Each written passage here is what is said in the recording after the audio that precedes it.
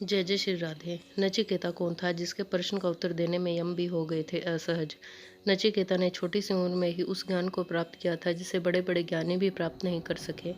नचिकेता की कथा त्याग और ज्ञान के महत्व को बताती है। पौराणिक कथा के अनुसार नचिकेता उछालक नामक के एक ऋषि के संतान थे। उछालक ने विश्वजीत नाम का एक विशाल यज्ञ आयोजित किया जिसमें उन्होंने सभी चीज़ों का त्याग और दान कर दिया। यज्ञ के दौरान 5 वर्ष के नचिकेता ने अपने पिता से प्रश्न किया कि वे सभी चीज़ों का दान कर रहे हैं तो मुझे किसे दान में देने जा रहे हैं। क्रोधित होकर इस पर उनके पिता ने नचिकेता से कहा कि वे उसे यम को दान में देंगे। इस उत्तर का नचिकेता के मस्तिष्क पर बहुत गहरा प्रभाव पड़ा। नचिकेता यम से मिलने के लिए यमलोक के द्वार पर पहुंच गया। उस समय यज्ञ यम भ्रमण पर थे। 3 दिनों तक नचिकेता यमलोक के द्वार पर ही बैठकर यमराज का इंतजार करता है।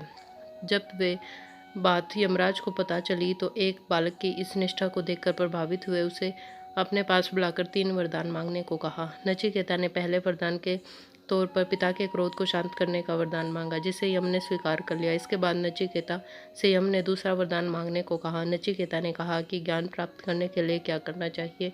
इस पर यम ने नचिकेता का ज्ञान वर्धन किया। तीसरे वरदान की जब बारी आई तो नचिकेता ने यम से मृत्यु के बारे में बताने के लिए कहा। इस पर यम घबरा गए और नचिकेता के इस प्रश्न पर यम ने कहा कि इस वरदान को छोड़कर जो कुछ भी चाहिए ले सकते हो, लेकिन वे इस प्रश्न का उत्तर नहीं दे सकते हैं। यम बालक की तीक्ष्ण बुद्धि से बहुत प्रभावित और नचिकेता ने अपनी जिद नहीं छोड़ी और प्रश्न का उत्तर देने के लिए यम को बाध्य कर दिया। तब नचिकेता को आत्मज्ञान प्राप्त हुआ।